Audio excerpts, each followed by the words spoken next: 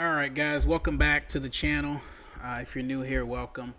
So we're going to be shifting the focus of the channel a little bit going forward. Um, so Jay Money, my name's Jeremy. My friends call me Jay. And somewhere between, I don't know, 22 and 29, I got a reputation among my friends for being the better one with money and finance and things like that. So they start calling me Jay Money. And that's where the channel name came from. So when I initially started this channel, I really wasn't into the stocks. I just wanted to make a personal finance channel because personal finance, budgeting, credit card, and all the things my friends call me when before they sign up for a credit card. My friends call me before they buy mortgages, buy a house and get a mortgage. My friends call me to look over loan documents and stuff. So I've got kind of this reputation, I guess, for being someone that's good with numbers and things like that. And I don't think I am. Okay, I don't think I am. But what I do know is that I enjoy it, and that I've been able to do things with my salary over the years that if you found out about them, they're atypical. A lot of people have not been able to do that. So I want to put up I'm going to start making personal finance videos. Might attract a little bit of a different audience from the typical, stock related stuff. I'm still going to do that stuff, but if you're going to come here for that, just watch that. And if you're going to come here for my finance stuff, watch that. Or maybe you like both. But what I find when I talk to people is that basic finance, basic economics, basic, what's going on around you, what's happening to your money, is not understood very well. And, that's a problem. You work hard for your money. You should be keeping, most of it. You should be planning to get better over time. And I think with these videos, you'll understand that. So the first one we're going to start with is kind of an overlap to stocks, supply and demand. When I was in college, I took 2 economic courses. They were mandatory. I didn't want to take them when I took them. I thought I would hate it. I absolutely loved it. Macro and microeconomics, I aced them both, and I loved it. And supply and demand, that's like the base. That's the base of economics. And when you learn it, guys, you can apply it to everything in your life, not just the stock market. You can apply it to everything. Okay, your time, your skills. You can literally apply it to everything. Supply and demand's everywhere. So hope you enjoy this. We're going to jump right into it. So supply and demand, I got to introduce you to a couple things here. We're going to have a graph. Let's zoom, roll. Okay. We're going to have a graph here. Let's do this here. Okay. So supply and demand curve goes like this. Okay, this is a graph. Supply, and this is how I always remembered it. Supply is an upward sloping line. Okay? And I think of upward sloping, think of supply, if you ever get confused when you're drawing it, think of it as Superman. Okay? Just think of this S as Superman, and he's flying away, up and away. Okay, that's how I always thought of it. And the demand line is a downward sloping line. And that should be easy to remember because it's demand. Now, you don't even got to remember both. Just remember D for down, and you'll know that this is demand, and you'll know this is supply, okay? So over here to the left side, you have price, okay? Price is integral to supply and demand. So we're gonna do something that everyone understands, something that everyone buys every day. We're gonna do gas. This is a supply and demand graph of gas, gasoline or petrol if you're watching me somewhere else. Okay, what you put in your car to get around. Okay, so there's a couple things to notice here. This is where supply and demand meets. Okay, this area here is called the equilibrium price. Okay, we're going to call it EQ. Okay, it's the equilibrium price. It's where supply and demand are even, and you agree to pay this much and they agree to supply this much, okay? So we're going to make this, let's say the average price of gas is $3. Right now in the States, it's about $4.50, which is kind of scary, but that's neither here nor there. We're going to put, let's put $1 down here, and let's put $5 up here, okay? Over on this side, so this is price. Over on this side, on this bottom end, you have quantity demanded. Okay, we're going to write that out. Quantity demanded. Okay. And this is the number of units that you will demand at a certain price. Okay. So let's say that it starts at 1 here. Well, let's say it starts at 5 and then 10, and let's say we have a 20 gallon tank in our car, okay? So we're going to go to 20 here, or I'm sorry, 15 gallon tank. Say the average car is a 15 gallon tank. And then this will go to 20, and then this will go to 25. Okay? And this will all make sense, so just hold on if you're confused right now. Let's kind of move this around. This is a little close here. All right, so quantity demanded and price on one side. Where they meet in the middle is equilibrium. Markets are always searching for equilibrium, okay? Because you don't want to have too much, okay? You don't want to have too much of something because you're going to be selling it at a lower price. You don't want to have too little of something because if you had more of it, you could make more money, okay? So understanding supply and demand helps you understand why when a company comes forward and they have a great product, say like Apple, and the iPhone was like the top phone for years and years, right? And then Samsung came along with their Galaxy series maybe 3 or 4 years into it, and they were also good phones. And they were enticed to enter that market because there was so much demand for a phone like the iPhone that Apple couldn't meet all the demand, and they knew if they entered into this market, they could make money. Okay, so that's why when new products come out, they're novel for a little bit, they're expensive, and then supply comes in with new companies coming in making similar products or the same product, and then the influx of supply increases. It lowers the price of whatever it is. So remember iPhones when they first came out, they were exclusive to AT&T. You had to deal with them. You had to pay these outrageous fees, and now cell phones are pretty cheap, relatively speaking, and they all pretty much cost the same, right?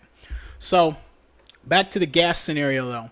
So supply, quantity, demanded. So this is equilibrium price. So let's say at $3 a gallon, you will fill up your entire tank of gas. Where are we at? Right here. At $3 a gallon, you'll fill up your entire tank, your entire 15 tank of gas, because you're happy with this price. You're fine.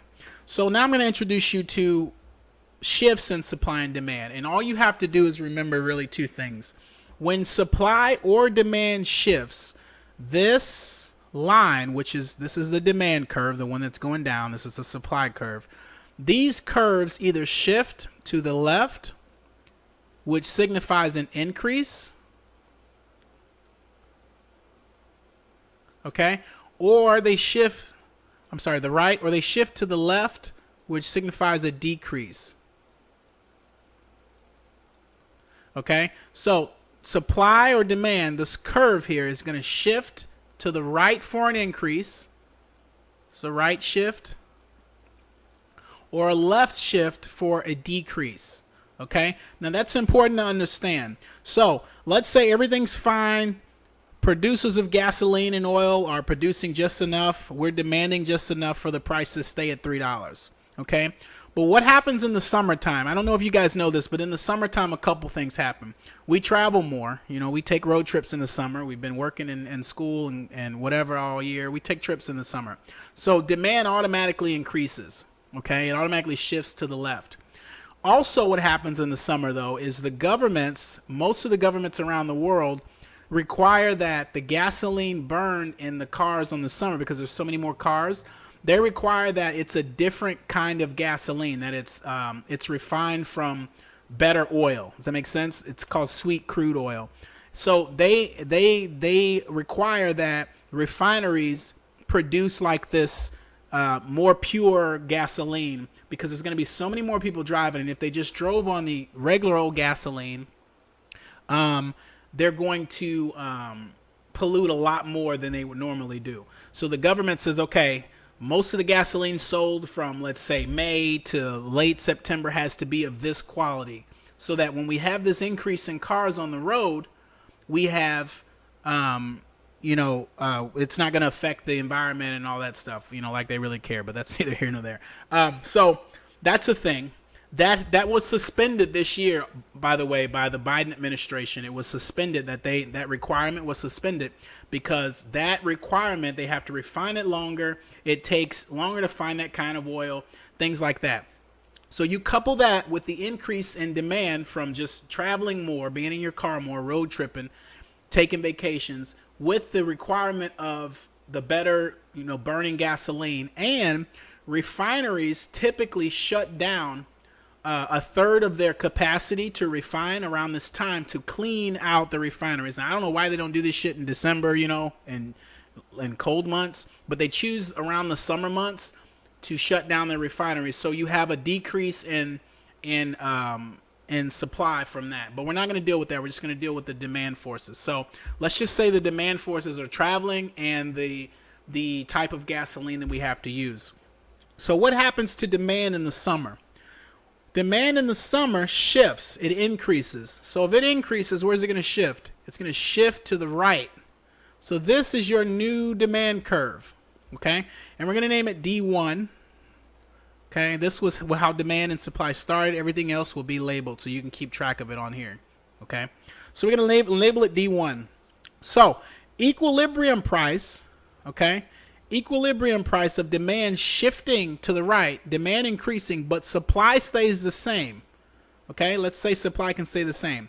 What happens now is we know that demand shifted, so you're demanding more than the 15 gallons, okay, per week that you fill up your tank with. You're demanding somewhere around 18, 19, right?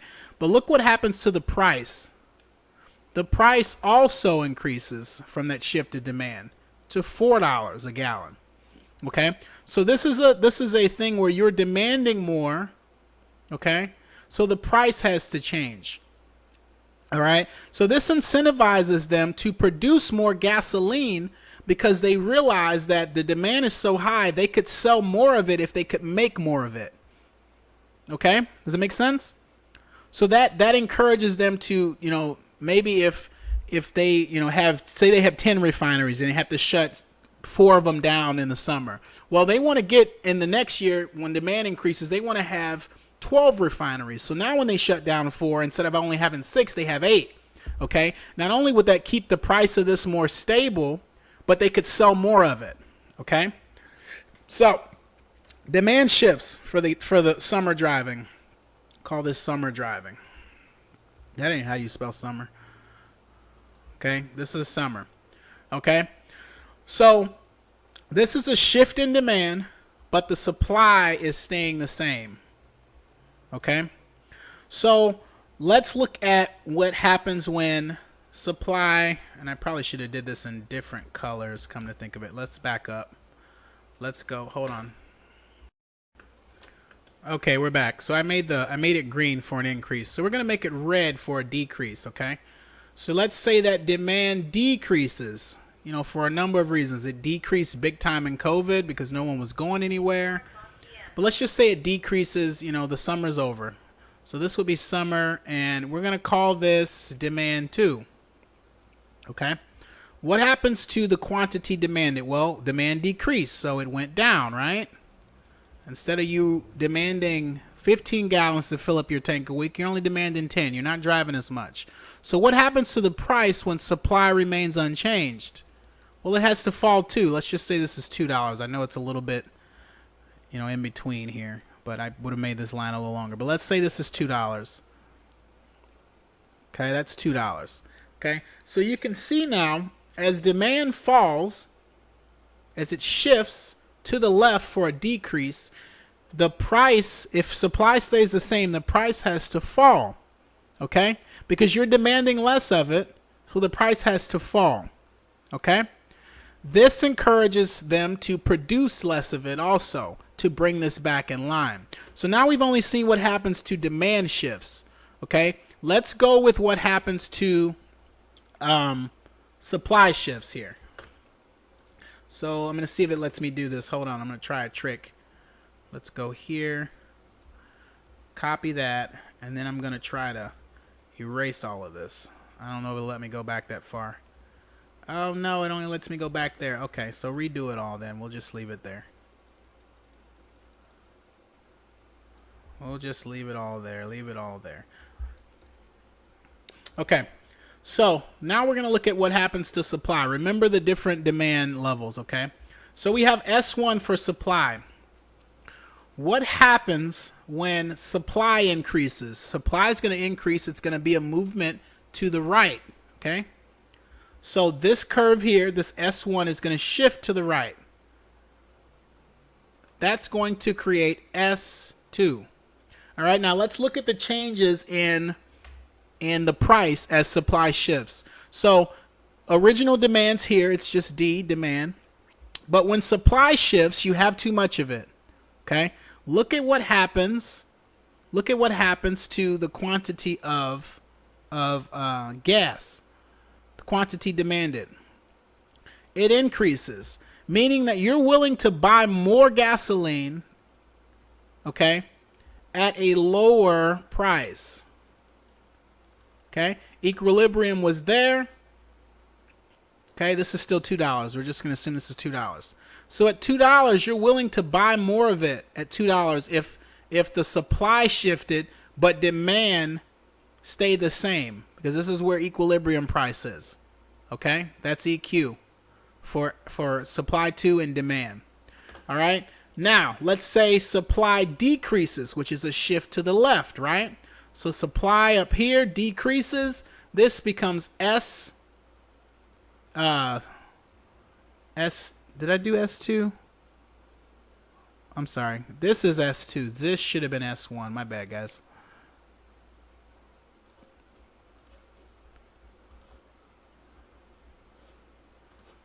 All right, so this is S1 and this is S2. So demand is D1. It remains unchanged, okay? But supply decreases for some reason. They're shutting down refineries. There's an oil spill in the Gulf of Mexico. There's a tsunami. Whatever the reason, supply decreased. What happens to price when supply decreases? Price goes up. You have to pay more because there's less of it. But what happens to quantity demanded? You also demand less. So how many of you guys are going to the gas station every day right now filling up your tank? You're probably not, right? You're probably filling it up halfway or filling it up just enough to get where you're going. I'm not topping off my tank at 450 for shit. I tell you that right now, okay? So supply shifting, but demand stays the same. When they reach equilibrium, you're going to demand less of this good, okay? Now, what happens when supply shifts and demand shifts? Okay, we're going to do this two ways. What happens when supply increases? So an increase is a shift to the right. They're making more of it, but demand decreases. So supply increases and a lot of companies, supply increases, a company enters, they start making more gas because they realize they can get more. And then we stop driving more for whatever reason. Well, you have an issue where supply increased, but demand decreased. So supply shifted. So we're going to be using S1. It shifted, okay, to the right for an increase. And demand shifted to the left for a decrease. Where do these two lines meet now? They meet right here. This is a demand shift. This is a supply shift, okay? Shift to the right, shift to the left. You guys see that? Okay, so what happens to price now? Well, you're demanding less of it, okay? You're demanding less of it, but they're also now supplying more of it, okay? So these numbers are kind of wacky, okay? But you see how much lower this is on the curve? You see the price of this here? Okay? Because this was a demand and a supply shift. Okay? Let's see what happens when supply shifts backwards. Supply decreases. It shifts to the left. Supply shifts to the left. S becomes S2. And demand shifts to the right. D, okay, becomes S or becomes D1. This is what's happening right now with supply chains, guys. This is why you can't get a car. You can't, you know, I had an accident last Halloween and it took me 6 months to get my car from the repair shop, guys, because there was no parts for the car. Because there was no need to make so many parts when no one was driving and fixing their cars during the pandemic. Everyone was at home.